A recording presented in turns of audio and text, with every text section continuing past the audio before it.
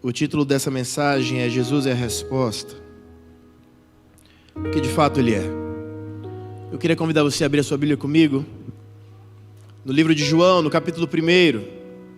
João, capítulo 1, no versículo 1 até o versículo 4. Você que trouxe a sua Bíblia impressa, parabéns. Glória a Deus, porque você lembrou, mesmo na correria, o livro mais importante da sua vida está em suas mãos. Você que não trouxe, o culto não é o último hoje, você vai poder trazer na próxima vez, amém? Mas lembre-se, o livro mais importante da sua vida é a Bíblia. Não deixe nada confundir a sua mente em relação a isso. E a palavra do Senhor diz assim: no princípio era o Verbo, e o Verbo estava com Deus, e o Verbo era Deus. Ele estava no princípio com Deus. Todas as coisas foram feitas por intermédio dele, e sem ele, nada do que foi feito se fez. A vida estava nele, e a vida era a luz dos homens. Até aqui. Eu tenho uma Bíblia cronológica, que é escrita de acordo com os fatos, e não com a organização que demos aos livros. E o primeiro versículo dessa Bíblia cronológica que tem é justamente o primeiro versículo que lemos. No princípio era o Verbo, e o Verbo estava com Deus, e o Verbo era Deus. Antes de todas as coisas, Jesus Cristo já existia. Antes de todas as coisas, Ele estava junto ao Pai e o Espírito Santo, e os três sempre existiram, e eles sempre foram um. Eu queria te convidar nessa noite para você mergulhar um pouco mais sobre quem Jesus Cristo é, sobre aquilo que Deus pode fazer em nossas vidas e aquilo que o Espírito Santo pode manifestar em nós. Eu quero contar uma curiosidade, um relato de um homem chamado William Phelps Eno. Dá para colocar a foto dele, por favor? Não sei se dá tempo ainda. Eu pedi para a gente colocar a foto dele. William Phelps Eno, ou Eno, doesn't matter, foi um homem de negócios americano, esse senhor aí. Ele foi um americano, um homem de negócios. E você não conhece ele, mas você segue tudo aquilo que ele deixou. Esse senhor, ele é conhecido como o pai da segurança rodoviária ou do trânsito, pai da segurança do trânsito. Ele tem algumas coisas que ele criou que até hoje nós seguimos, como por exemplo o sinal de pare. Esse rapaz que inventou o sinal de pare. A faixa de pedestres, a rotatória. Campo Grande é a cidade das rotatórias, né? Meu Deus, como tem. É Goiânia e Campo Grande, as cidades que eu conheço que mais tem rotatória do planeta Terra. E agora estão colocando semáforos, porque os carros eles estavam se fundindo nas rotatórias, né, muitas vezes. E no momento de trânsito ficava terrível, né? Tem rotatória perto da sua casa? Tem, né? Na minha também. Tem em todas as casas, tem uma rotatória próxima. Assim como o Poço Piranga. Esse senhor que criou a rotatória. Ele criou também a rua de mão única e o ponto de táxi também foi ele quem criou. E ele também criou as ilhas de segurança para pedestres. Aquele trocinho que fica no meio assim, sabe? Para não ser só uma pista bem grande, sem nada no meio. Ele que inventou essas coisas. Esse aí, o William Phelps Eno. Sabe uma curiosidade maior ainda? Ele não dirigia. Interessante, né? Ele inventou tudo isso, teve a percepção de tudo isso, mas ele não dirigia. E eu queria dar não um ajuste, nem um alerta, mas um empurrãozinho para quem é empreendedor. Quem é empreendedor aqui nessa noite? Levanta a mão só para ver os empreendedores. Legal. Olha, o carro mais vendido da história da humanidade se chama Toyota Corolla. Ele começou a sua produção em 1966. 163 anos depois, da primeira fábrica de carro ter sido criada, que foi a fábrica da Peugeot em 1803. Por que eu estou falando isso? Porque por mais que já exista alguém no ramo que você trabalha que domina o mercado, o teu produto pode ser o mais vendido. Amém? Confia nisso. Que a bênção do Senhor seja sobre a sua vida e que você possa desenvolver um grande produto para ser o mais vendido da história. Nós temos que desmistificar algumas coisas em relação a quem Jesus é. Quando você ouve o nome Jesus, o que é que você pensa? O que é que lhe vem à mente? Porque cada um de nós tem uma imaginação. Não dá para se tirar isso do homem. Quando eu falo Jesus, o que vem à sua mente? Aquele homem com aquelas vestes brancas, aquele homem hollywoodiano, branco, bonito, olhos verdes, cabelo encaracolado, sensual sem ser vulgar. O que é que vem na tua mente? Porque quando eu penso em Jesus, eu penso em salvação. E a primeira imagem que vem na minha cabeça é a cruz vazia, porque Ele ressuscitou. Eu queria ler para você o que está em 1 Pedro, no capítulo 2, versículo 21, que diz o seguinte: porque para isto sois chamados, pois também Cristo padeceu por nós, deixando-nos o exemplo para que sigais as suas pisadas, o qual não cometeu pecado, nem na sua boca se achou engano, o qual, quando o injuriavam, não injuriava, e quando padecia, não ameaçava, mas entregava-se àquele que julga justamente, levando Ele mesmo em seu corpo os nossos pecados sobre o madeiro, para que, mortos para os pecados, pudéssemos viver para a justiça, e pelas suas feridas fostes sarados. Porque éreis como ovelhas desgarradas, mas agora tendes voltado para o pastor e bispo das vossas almas. Jesus era perfeito. Perfeito. Jesus era perfeito. Não existia nada em Jesus que pudesse descredibilizá-lo. E mesmo sendo homem, Ele não estava alheio às afrontas da carne.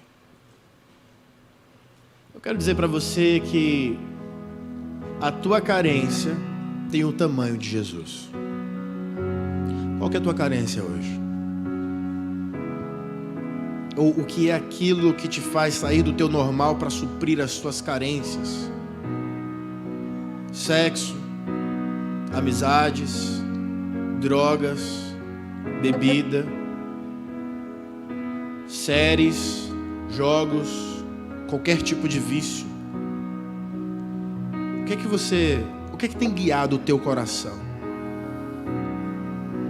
Porque a resposta para isso, seja lá o que for, é Jesus. Eu falei desse senhor chamado Philip, porque ele poderia ser um cara sem autoridade para desenvolver o que ele desenvolveu. Ele não dirigia, mas ele desenvolveu muita coisa que nos ajuda até hoje nós vivemos com aquilo que ele criou lá atrás. Muitos de nós, neste tempo em que estamos vivendo, queremos respostas mágicas para as nossas almas. Queremos soluções imediatas para coisas que há anos estamos vivendo. E Jesus, Ele é uma resposta imediata, mas Ele também é um longo processo.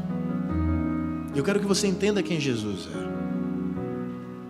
Porque tem gente que pensa que por entrar no templo vai se tornar igreja. Tem gente que pensa que por vir ao culto está adorando. Mas eu sei que todos nós temos uma necessidade, e o nosso supridor de todas as necessidades é Jesus Cristo. Mas Jesus Cristo não quer apenas suprir a tua necessidade. Ele quer muito mais do que isso. E não existe barganha com Jesus. Eu não sei se você entende, mas Ele consegue ler o teu pensamento agora. Ele consegue ler o teu coração. Ele consegue saber o que as tuas entranhas mais profundas pensam e desejam. As lutas que você tem que só você sabe. Ele vê todas. As coisas que passam na tua mente que você não tem coragem nem de falar, Ele conhece cada uma delas.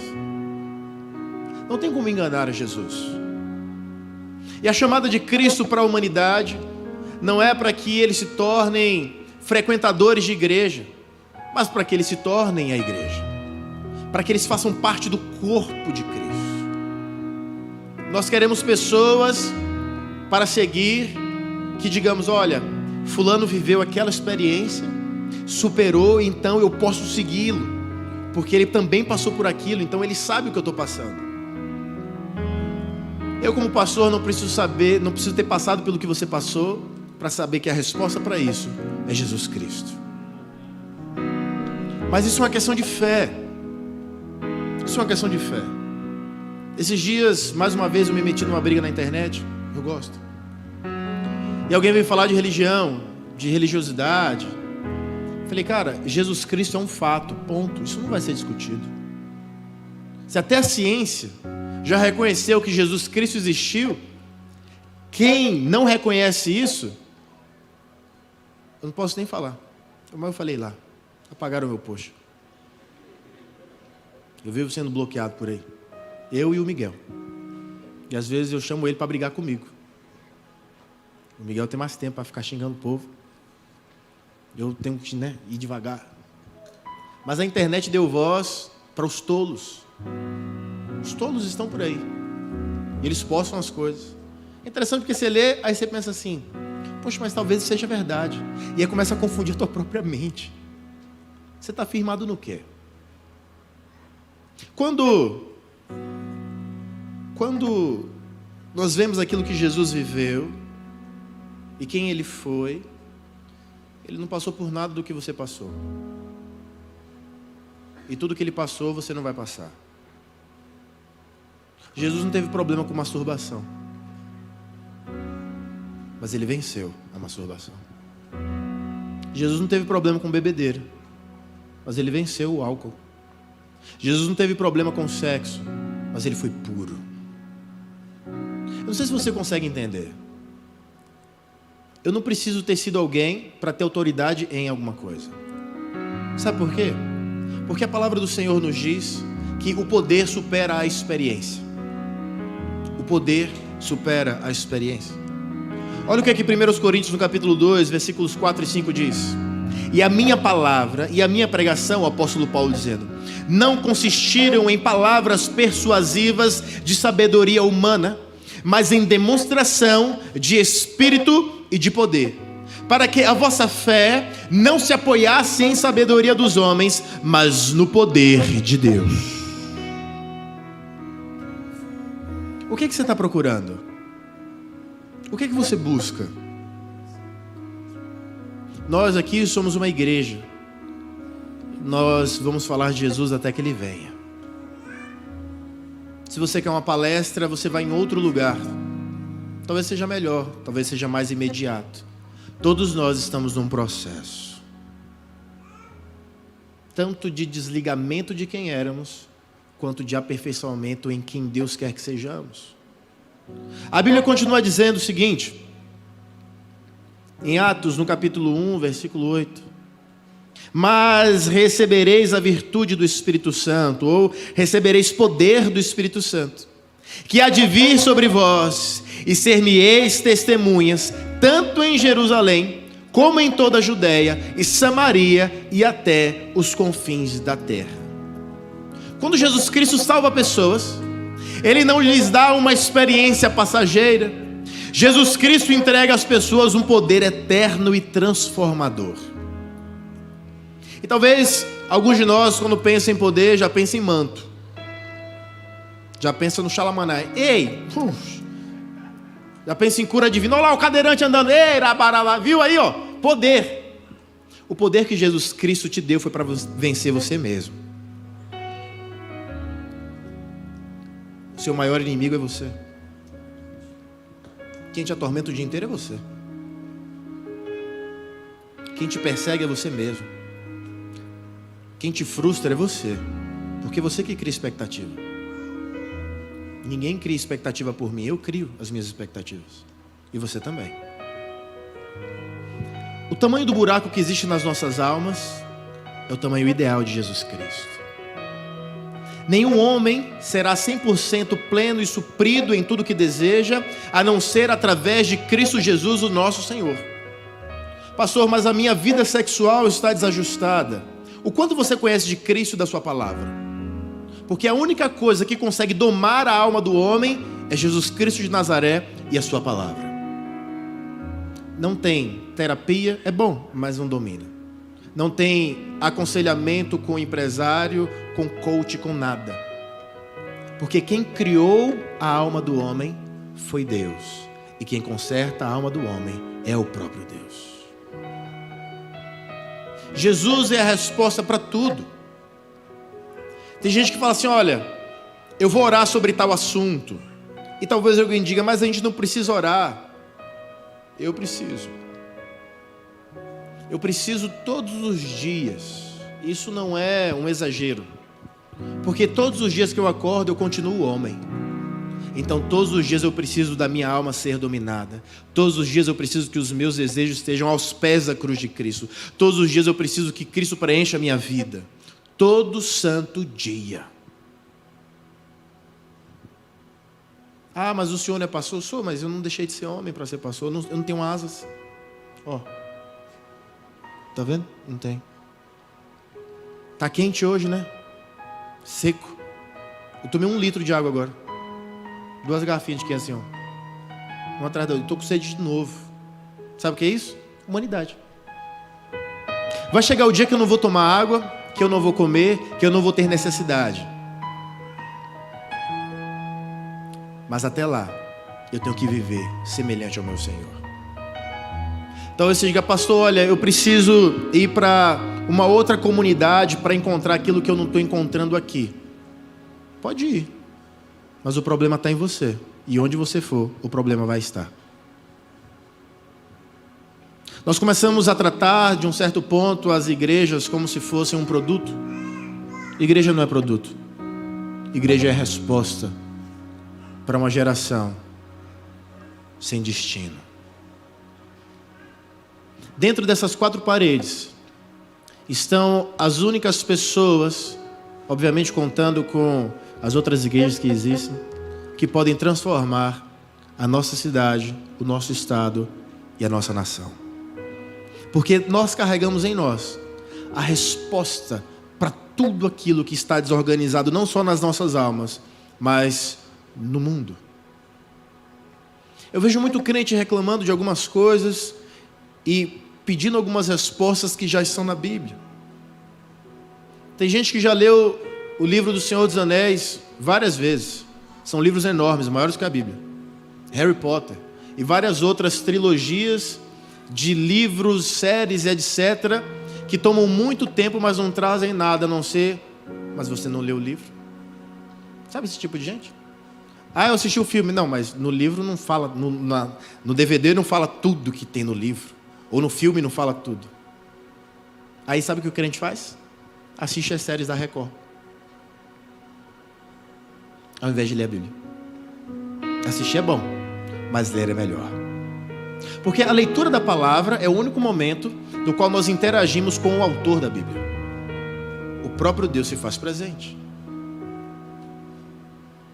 Eu não tenho respostas fáceis para perguntas difíceis. A resposta já veio, crucificaram ele. Nós somos os continuadores disso. Quando nós conhecemos a palavra e entendemos a palavra, nós vamos para um texto que está em Oséias, no capítulo 6, no versículo 3, a parte A, que diz o seguinte: então conheçamos e prossigamos em conhecer ao Senhor. Conheçamos e prossigamos em conhecer ao Senhor. Ser crente dá trabalho. Sabia disso? Dá trabalho ser crente. Se você quer uma vida mole, vai embora. Dá trabalho. Você tem que ficar se olhando o tempo inteiro, olhando suas atitudes, percebendo o que você faz de errado ou não. Porque o foco do crente é glorificar o nome de Deus. O foco do cristão é fazer com que a vontade de Deus seja suprida em nossas vidas. E como que você pode suprir a vontade de um Deus sendo você homem ou mulher? Ser humano. Simples, mas não simplista. Tendo o próprio Deus morando em você. É por isso que o Espírito Santo faz de nós habitação e não visitação. Porque Ele sabe que todos os dias, as 24 horas que existe, nós precisamos dEle. Em Tiago, no capítulo 4, no versículo 8, diz o seguinte: aproximem-se de Deus, e Ele se aproximará de vocês. Pecadores, limpem as mãos, e vocês que têm a mente dividida, purifiquem o coração. Ei, se aproximem de Deus, e Deus se aproximará de vocês. É isso que o autor está dizendo. Se aproximem de Deus. Vocês sabem quem Deus é. Você viva e se afaste do pecado de onde o nosso Deus tem nos tirado. Jesus Cristo é a resposta para a menina que está pensando em namorar, até a mulher que está pensando em se divorciar. É o mesmo Senhor que responde a todas as questões que temos. Do menino que está entrando na pornografia, do homem que está entrando no adultério, Ele é a resposta e a saída para todas essas questões. Ele é tudo que temos. Nós não temos ninguém mais nessa terra. O pecado fez separação entre Deus e o homem. Nós estávamos sozinhos até Jesus.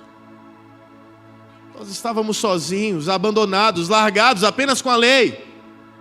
Homem nenhum consegue cumprir a lei. É por isso que a Bíblia fala que Ele se fez lei por nós, para que nós conseguíssemos viver a graça que Ele veio trazer dos céus para os nossos corações. Querido, Jesus é a resposta. Aquilo que você estava pensando, olha, crente pensa muito assim, tomara que o pastor pregue sobre isso hoje. Eu não vim pregar sobre nada além do que é essencial para a vida de Jesus Cristo. Eu não vim dar pitaco no teu relacionamento, na tua casa, na forma como você vive. Porque se você viver para a glória de Deus, tudo em tua vida vai ser alinhado. Você consegue entender isso? Tudo aquilo que um homem precisa está em Cristo Jesus. Não existe religião, não existe escultura, não existe Deus, não existe terapia, não existe forma de vida que seja melhor do que a forma de servir a Cristo Jesus, o nosso Senhor. Ele é o Senhor sobre todas as coisas, e tudo através dele foi criado. Jesus que te criou. Antes do teu nome ser escolhido, seja lá quem escolheu o teu nome, Ele já sabia o teu nome. Sabe esse emprego que você tem, a forma como você ganha dinheiro, Ele já sabia, Ele quem proveu. E a gente fica o tempo inteiro se debatendo nas nossas próprias questões. A gente fica desejando mais suprir a carne do que suprir o nosso Senhor que habita em nós, o Espírito Santo. E o teu debate, quando você vê, é com você mesmo. Não é Satanás. Óbvio que Satanás nos odeia, quer nos destruir. Mas eu vejo que o mundo moderno hoje tem um único destino: o próprio ventre. Nós queremos nos agradar. Nós nos vestimos para nos sentirmos melhores. Você já parou para pensar nisso? Tem gente que faz maquiagem para se sentir melhor. Tem menina que acorda, está triste, faz maquiagem para se sentir melhor. Nunca teve coragem de fazer uma oração, faz maquiagem. Tem gente que está mal e vai para o shopping fazer compras, no ajoelho e ora. A resposta não está na terra, a resposta veio dos céus. Parem de querer encher as vossas almas com aquilo que vai passar e acabar. Se você encharcar sua alma de Cristo, as suas necessidades serão sanadas. Tudo que precisamos está nele. Tudo que precisamos, tudo que o ser humano precisa, veio de Deus. Quantos aqui comeram hoje? Todos, graças a Deus. Você acha que sua comida veio de onde? Eu que preparei, pastor. Sério? Você que inventou o feijão? Eu sabia que você tinha criado, tecido todas as fibras da carne que você comeu hoje. Tudo aquilo que o homem come veio de Deus. Tudo, até os sintéticos, são processados daquilo que Deus criou. Quando Deus criou o homem, tudo já existia para o homem. Você acha que Deus come maçã? Você acha que Deus come peixe? Você acha que Deus fez isso para quem? Para você. E a gente alimenta as ansiedades. Faltam tantas parcelas. Já está acabando as parcelas. Vou poder comprar de novo.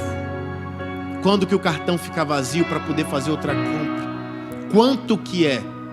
Cabe no meu orçamento? Essas questões tomam mais o nosso coração do que a adoração a Cristo Jesus, o nosso Senhor. E se você dizer que é mentira, você já deve estar subindo para o céu.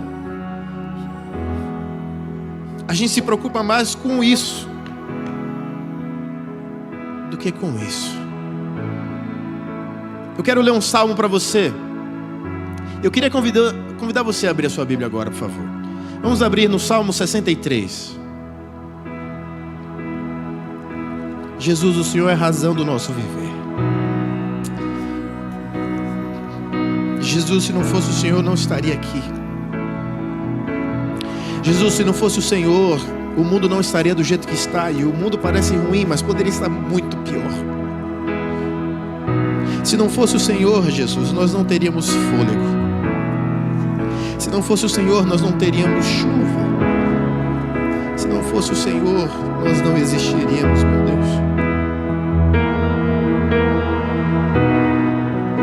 O Salmo 63 é um salmo que aparentemente não é tão conhecido ou famoso, mas eu queria ler para você. Ó Deus, Tu és o meu Deus forte. Eu te busco ansiosamente. A minha alma tem sede de ti, meu corpo te almeja como terra árida, exausta, sem água. Quem escreveu esse texto foi Davi. Se algum dia as nossas almas se encontrarem como a alma de Davi estava quando ele fez esse salmo, nós seremos supridos em tudo. Eu não sei se você consegue compreender, ou se você quer que eu fale alguma coisa diferente para você se sentir melhor, mas eu não quero que você se sinta melhor. Eu quero que você cresça em Deus. Eu quero que você desenvolva a tua vida através de Deus e não através das coisas que Deus pode te dar. Ele continua dizendo: assim eu te contemplo no santuário, para ver a tua força e a tua glória, porque a tua graça é melhor do que a vida. Ei, a graça é melhor do que a vida. Os meus lábios te louvam. Assim, cumpre-me bendizer-te enquanto eu viver. Em teu nome levanto as mãos. Como banha e de gordura, farta-se a minha alma, e com júbilo nos lábios, a minha boca te louva. No meu leito, quando de ti me recordo e em ti medito, durante a vigília da noite. O que é que você tem pensado antes de dormir? O que você pode ter ou em quem você pode ser em Cristo Jesus? Porque tu me tens sido auxílio. À sombra das tuas asas, eu canto jubiloso. A minha alma apega-se a ti, a tua destra me ampara. Porém, os que me procuram a vida para a destruir, abismar-se-ão nas profundezas da terra, serão entregues ao poder da espada e virão a ser pasto dos chacais. O rei, porém, se alegra em Deus. Quem por ele jura, gloriar-se-á, pois se tapará a boca dos que proferem mentira. De baixo para cima, do fim para o começo, o meu desejo é que os inimigos da tua alma possam ser derrotados. Que a ansiedade na tua vida seja derrotada. Que você troque as loucuras da sua mente à noite por pensamentos em Cristo Jesus. Pense em como Ele pode fazer por você e não o quanto você pode trabalhar para ter o que você sonha. Onde você tem colocado Deus nos seus pensamentos noturnos? O que é que você faz à noite antes de dormir? Você ora? Ou você assiste televisão até dormir? Ou você fica mexendo no celular e passando nas redes sociais procurando algum alento para a alma? Tudo que nós precisamos está em Jesus. Ninguém vai te fazer feliz como Jesus faz. Não tem namorado, não tem namorada, não tem sexo, não tem droga, não tem filme. Ninguém nessa terra consegue suprir aquilo que nós de fato precisamos. Tudo começa nele e tudo termina nele. Por ele e para ele são todas as coisas. A glória sempre será dele. Você que está me ouvindo, que busca ser famoso, porque você deseja glória e você pensa que assim você vai ser reconhecido. Eu não sei o que você pensa, mas os céus te conhecem.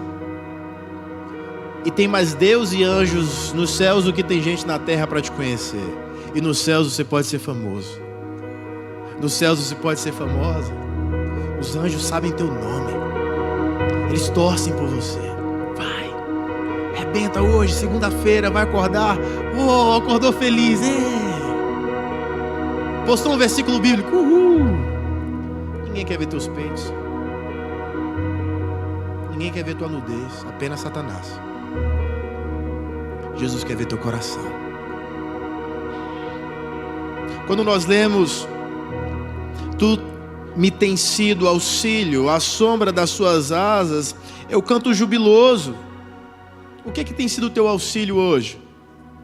O que é que tem sido aquilo que você tem se apoiado?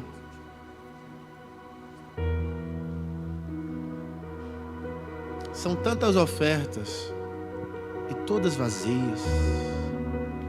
São religiosidades sem fundamento. Jesus não veio fundar uma religião.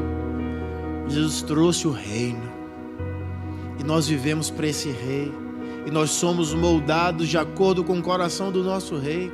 E não de acordo com as necessidades deste mundo que são passageiras. Cada época que se vive tem uma distração diferente para termos como seres humanos.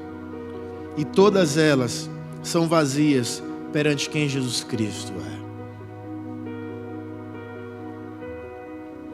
Ó Deus, Tu és o meu Deus forte. Eu te busco ansiosamente. A minha alma tem sede de Ti. Meu corpo Te almeja como terra árida, exausta, sem água. O meu desejo, queridos, é que você não se esqueça deste Deus do Salmo 63 e nem do Senhor de João no capítulo 1, versículo 1, que são a mesma pessoa. O verbo, no princípio era o verbo, e o verbo estava com Deus, e o verbo era Deus. Ele estava no princípio com Deus. Todas as coisas foram feitas por intermédio dele, e sem Ele, nada do que foi feito se fez. A vida estava nele, e a vida era a luz dos homens.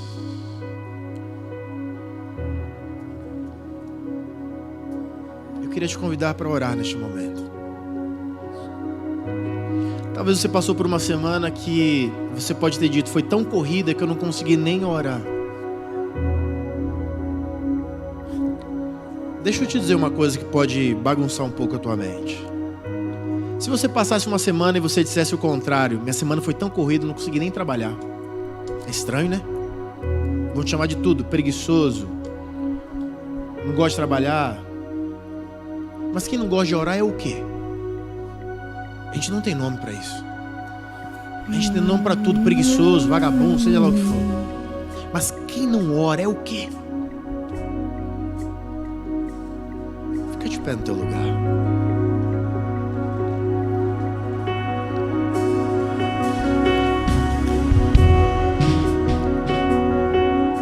Verifica teus pensamentos agora. Você está pensando no quê?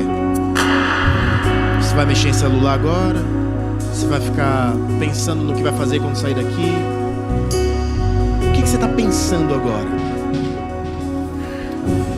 Eu queria te convidar a pensar em Deus. Feche seus olhos e comece a orar. E começa assim, ó: Deus, eu te adoro. Começa a falar isso para Ele.